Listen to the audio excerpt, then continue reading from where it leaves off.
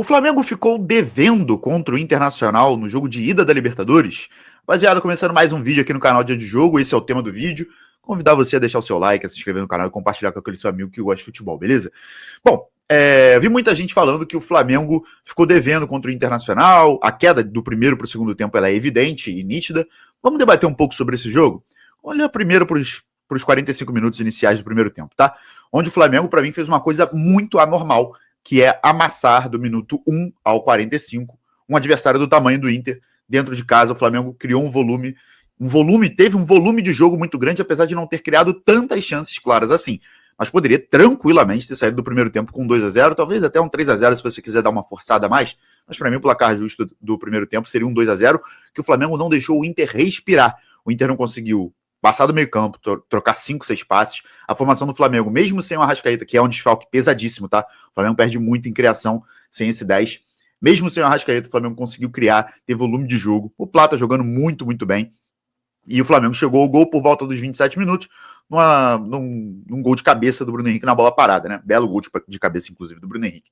Poderia ter chegado ao gol um pouco antes, com um chute do Luiz Araújo. Enfim, o Flamengo teve um volume de jogo muito, muito grande no primeiro tempo, e isso deu até uma frustração. Quando acaba o primeiro tempo, acho que todos os torcedores do Flamengo pensaram, deu uma frustração, porque é difícil você repetir um primeiro tempo desse nível, numa oitava de final de Libertadores, contra um gigante que está do outro lado, que é o Internacional, que tem bons jogadores também, apesar de viver um momento muito ruim. É difícil você repetir esse nível de atuação. É óbvio e evidente que do primeiro para o segundo tempo, o Flamengo teria uma queda de desempenho e de volume de jogo.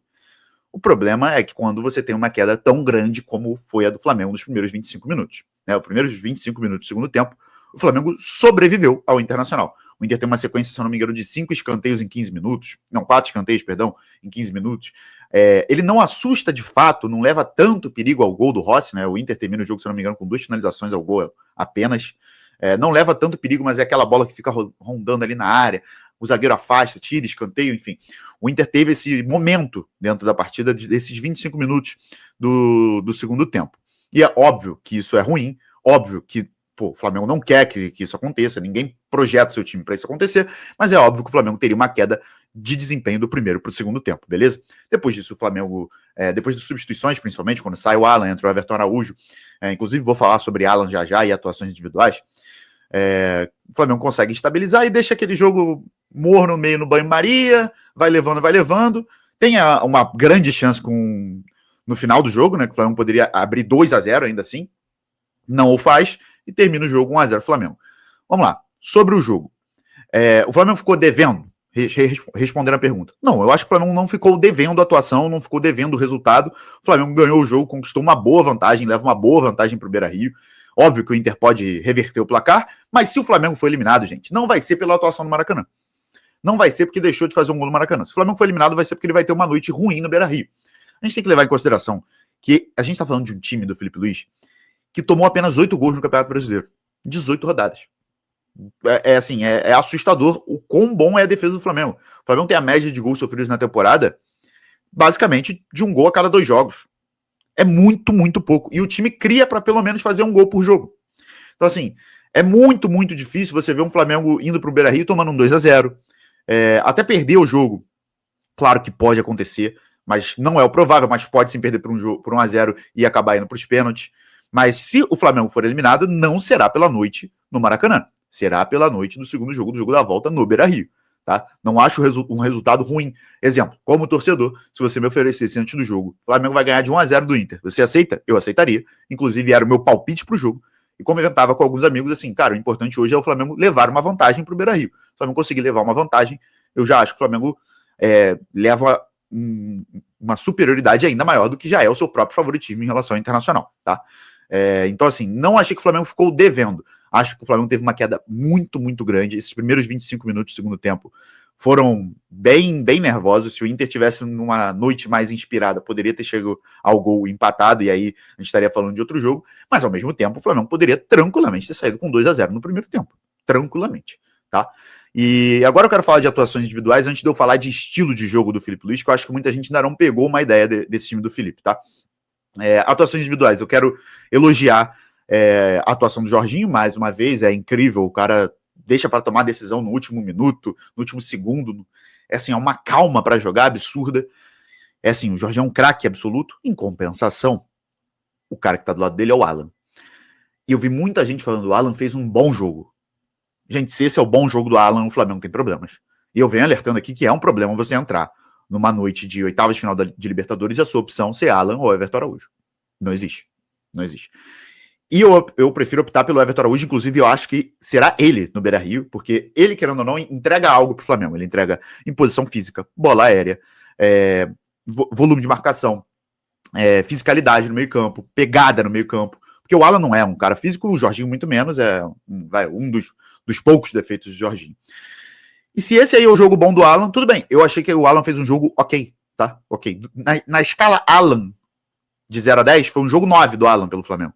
Só que no que eu espero de um volante do melhor time da América do Sul, no melhor elenco, do time que mais gasta, mais contrata, blá, blá, blá, ele teve uma partida nota 4, nota 5. Assim, ele não entrega nada ao Flamengo. Nada. Passe em progressão, criação de jogadas, nada. Tudo que o Jorginho entrega, o Alan não consegue entregar. E aí, por que você não bota um cara para ajudar o Jorginho ali no que o Jorginho não entrega, que é fisicalidade no meio campo? Né? O Flamengo perde o meio campo no segundo tempo, no início do segundo tempo, e por isso perde o controle do jogo. O Flamengo perdeu total controle no jogo, e aí eu achei que o Flamengo foi mal. Esses 25 minutos o Flamengo foi muito mal. Mas a atuação, no geral, ela é muito boa, muito sólida, e o Flamengo leva uma boa vantagem. Agora, falando sobre o Filipe Luís, que eu acho que muita gente pegou uma ideia que eu acho que as pessoas estão começando a perceber. O Filipe Luís é um técnico que, para mim, bebe muito mais da fonte Simeone do que da fonte Jorge Jesus. Ele não é um Simeone, óbvio, não é um cara retranqueiro, não é isso. Não é um Tite também, já vi gente comparando, não é isso. Mas ele também está muito longe de ser um Jorge Jesus, tá? O time do Flamengo, qual é a principal qualidade do Flamengo hoje? Defesa. O Flamengo tomou 8 gols no turno do Campeonato Brasileiro. O Flamengo praticamente não leva gol. E assim, alguns dos gols que o Flamengo tem levado, o próprio Flamengo entrega, né? O gol que tomou pro Ceará com a saída do Rossi, a entregada do Léo Pereira no Maracanã no jogo contra o Atlético Mineiro na Copa do Brasil. É um time muito sólido, é muito difícil atacar o Flamengo.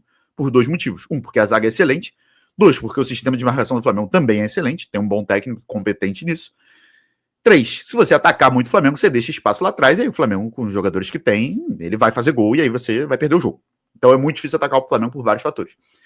Mas o Flamengo é um time muito mais sólido, defensivamente, do que um time que entrega tantos gols. Você vê, não tem nenhum atacante do Flamengo vivendo uma excelente temporada, marcando gol todo jogo. Não tem nenhum cara assim. O Pedro não tá assim, o Plata não tá assim. Talvez o Arrascaeta seja esse cara, mas é um meia, né? E o Flamengo sentiu bastante a falta dele. Acho que vai fazer bastante diferença no jogo da volta. O Flamengo com o Arrascaeta, pra mim, é outro time. Tá? Tava suspenso, pra quem não sabe. Então, assim, o Flamengo é um time... A principal qualidade do Flamengo é a defesa, não é o ataque. E eu acho que as pessoas vão começar a pegar essa ideia. Por exemplo, o Flamengo no Campeonato Brasileiro tem o melhor ataque e melhor defesa. 33 gols marcados. É pouco em relação a outros campeões de primeiro turno de campeonato, se é que dá para chamar assim, no Campeonato Brasileiro. Marcam em média ali 37, 38, mais de 40 até. O Flamengo de 19 e o Botafogo de 24 tinham mais de 40 gols naquela altura no campeonato. Nessa altura atual do campeonato. Mas em compensação, o Flamengo só tomou 8 gols. O Botafogo do ano passado só tinha tomado 16, é metade. E assim, 16 era pouco. 8, então, é muito, muito pouco. Mas se você pegar os números do Flamengo, como eu disse, melhor ataque, melhor defesa, se você pegar esse melhor ataque, você vai perceber que quase 50% dos gols do Flamengo, desses 33, se concentram em 3 jogos. 6-0 no Juventude, 4-0 no Corinthians, 5-0 no Fortaleza. Só que a gente tem 15 desses 33 gols, é quase 50% dos gols em 3 jogos. Então, assim, é o melhor ataque? É. Mas não é o ataque mais constante do país. O Flamengo não faz 2, 3 gols todo jogo. Isso não acontece. O Flamengo tem ganho muitos jogos por 1-0, 2-1. E aí você vai falar, tá no limite. Não é no limite. O Flamengo não toma sufoco em todos os jogos. Mas eu acho que tá muito claro que a principal arma do time do Filipe Luís, melhor qualidade do Filipe Luís, a principal qualidade do trabalho dele até aqui, defesa sólida. E eu acho isso muito bom, tá? Eu não é o meu estilo favorito de jogo, talvez não seja o seu, mas definitivamente dá bastante resultado. Não à toa, para mim, o Flamengo é bem favorito para ser campeão do Campeonato Brasileiro. No mata-mata, você está sujeito a uma noite ruim. O Flamengo pode ter uma noite no Beira-Rio ruim e ser eliminado. Mas, como eu disse, se o Flamengo for eliminado, será pela noite no Beira-Rio, não pelo jogo no Maracanã. Entendo a frustração por parte da torcida. O Flamengo não conseguiu fazer um resultado além de 1-0, mas o resultado é bom. O Flamengo leva uma vantagem. Então, eu acho que não tem muito como reclamar do jogo de ontem. Claro, esses 25 minutos do segundo tempo o Flamengo fez ruim, mas também não dá para amassar o adversário 90 minutos, não dá para esperar que o Flamengo vai fazer isso com o Inter, né? O Flamengo não vai passar por um time como o Internacional, fácil na Libertadores.